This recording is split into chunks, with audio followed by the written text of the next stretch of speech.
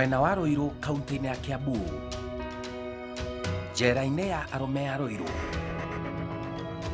Ndaingĩra thĩinĩ ngĩenda kũmenya maingĩ megiĩ arĩa mohetwo njera-inĩ citũ. Ndĩragucĩrĩrio nĩ muohwo ũyũ ũrĩa wĩhumbĩte nguo itahanaine na cia ohwo arĩa angĩ. Ũyũ nĩ akinyĩtie ikĩro cia kwĩhokwo nĩ ũrũgamĩrĩri wa njera na konekana no atuĩke kĩonereria kĩega kũrĩ ohwo arĩa angĩ, mũno arĩa matacenjetie mĩthiĩre yao. Rĩu arũgamagĩrĩra ohwo njera agĩteithania na maabithaa a njera. Ona kũhana ro ũguo, we no muohwo na mĩikarĩre no ta ya ohwo arĩa angĩ. Gĩikaro kĩa mwanya nake arahe ũhoro ngainaina, ngarigwo kana ũguo noguo gũthiaga na mbere. Ũyũ etagwo Patrick Juma kuma mwena wa Busia na kĩnyitwo arĩ mwena wa Mombasa kũrĩa arutaga wĩra wa kwendia ngari kambuni-inĩ ya Mũhĩndĩ. Milioni 6.8 na wale watu walikuwa watu watatu. Sasa wakati uchunguzi ilikuja ikafanyika, ikasemekana kwamba mimi nilikuwa mmoja wa hao waizi. Ona arĩ mũruti wa wĩra nĩ acokire kũnyitĩkana na ngero ya ũici wa kĩahinya. Haya, kazi nilikuwa nafanya Mombasa na huko ndio nilistakiwa. Kukuja kwangu hapa nimekuja transfer. Nimestakiwa na kesi ya wizi wa mabavu. Ilikuwa 012. Ndio kitendo ilitendeka Mombasa, mahali nilikuwa nafanya kazi. Na baadaye nikashikwa, nikatiwa gerezani, nikafanya kesi yangu. Baada ya kufanya kesi yangu nikafungwa, nikahukumiwa miaka 10 gerezani. Ni wizi wa kimabavu, ni pesa ambazo zilikuwa pale ndio zilichukuliwa pale kazini. Unique Driving Mombasa. Taiguo horo. Kambuni-inĩ ĩno ya wendia wa ngari ya Mũhĩndĩ nĩ kwarĩ na mũndũ wendagĩria aruti a wĩra matumbĩ. O kũrũria na ndũngĩmwĩkwa na ũndũ oro wothe. Ĩndĩ ũyũ arĩ mũthigani. Ũyũ arĩ wa gũbanga ngero cia ũici, agĩtua no mwendia wa matumbĩ. Arĩ na gĩkundi gĩake kĩa mĩkora ũgwati. Kuna mzee ambaye ni wa nyumbani. Huyu mzee anauza mayai kule Mombasa.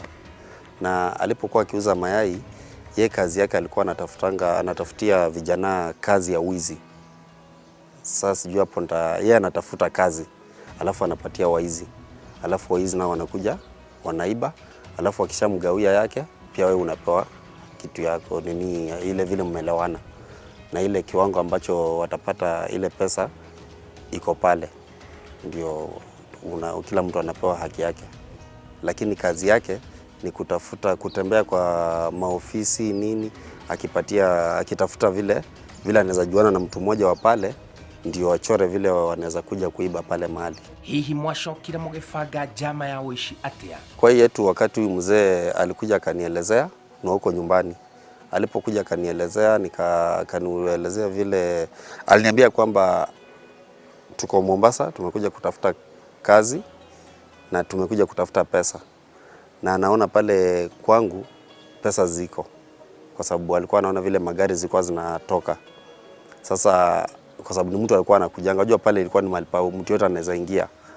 Sasa pale ndio, kwa sababu mimi nilikuwa nafanya pale, ndio ilifanya niamue kuwapatia hiyo kazi. Na nikamuelezea vile iko. Ilipofika mwendo wa saa 12, kwa sababu nakumbuka ilikuwa Ijumaa. Ilipofika mwendo wa saa 12 tukakutana Likoni kwa kilabu na tukakutana na wale waizi, wale vijana ambaye wakati huo sikujua kama ni waizi. Tukakutana na hao vijana, walikuwa vijana watatu, wakakuja wakanioji vile kuko, vile security iko, nikawaelezea. Na hiyo siku mimi ndio nilienda kufungua, kwa sababu mimi ndio nilikuwa na ufunguo. Nilikuwa ninafaa niingie saa 3, lakini siku hiyo niliingia saa 2. Na wao wakakuja, wakaingia kwa ofisi. Sasa wakati manager alikuja, aliwapata wakiwa pale ndani. Wakamhijack, akaenda akafungua safe vile ilikuwa, na ndio pesa zikaibiwa. Pesa ilikuwa inalala kwa safe, ni nini ya Mwindi. Pesa ilikuwa inalala kwa safe. Sasa Ijumaa mchana ndio zinapelekwa bank. Pesa za wiki mzima zilikuwa zinalala huko. Nĩ mbeca cigana ciairwo na warĩ ũgaĩrwo mbeca cigana harĩ itaha rĩu rĩa ũici? Nilikuwa nipewe milioni 2 kwa sababu zile pesa ziliibiwa pale ilikuwa ni milioni 5 na laki 6. Wacokire ukinyitwo atia hihi? Wakati mdosi alishikwa, mimi singeweza kufanya chochote kwa sababu mimi pia nilikuwa nahusika. Pesa zilichukuliwa na tukaenda wote. Tukaenda na wale waizi. Panga kwamba pesa zikishachukuliwa, nikitoka na wao wakishanigawia kiwango yangu, mimi nitatoroka. Sasa wakati ambapo nilitoka na wao, tulienda. Wakati tulienda, kuna mtu alikuja akaona ile gari ambayo tumetumia tukiondoka. Sasa kufika Likoni, feri ndio zilifanya tukashikwa. Hizi feri. Kwa sababu wakati tulifika kwa feri, kuna watu walibaki kwa, si unajua feri pale kila mtu anashukanga. Unashuka gari inavuka peke yake. Sasa wakati tulifika pale kwa feri, kumbe simu zimepigwa. Sasa mimi nilipatikana kwa feri. Ndio nilishikiwa. Na niliposhikwa sikutaja wenzangu wala sikusema ile gari ambayo tumekuwa nayo yenye nimeshuka ndani. Wao hawajaishikwa. Hata mzee hajaishikwa. Kuma wanyitwo hari umwe wa andu acio mwabangire njama nao uri woka gukuona njera? Nilikubali kuteseka kwa sababu mzee alikuja akanitembelea.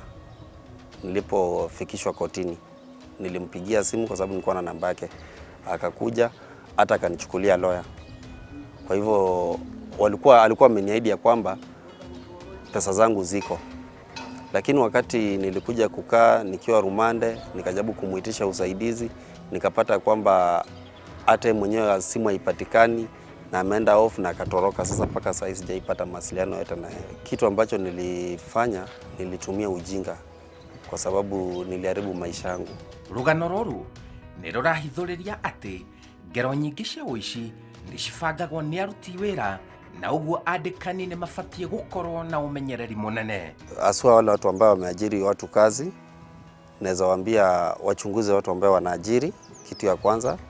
Kitu ya pili, usiamini mtu kwa sababu mimi huyu mdosi wangu alikuwa ameniamini sana na hakujua kama naweza fanya kitendo kama hichi.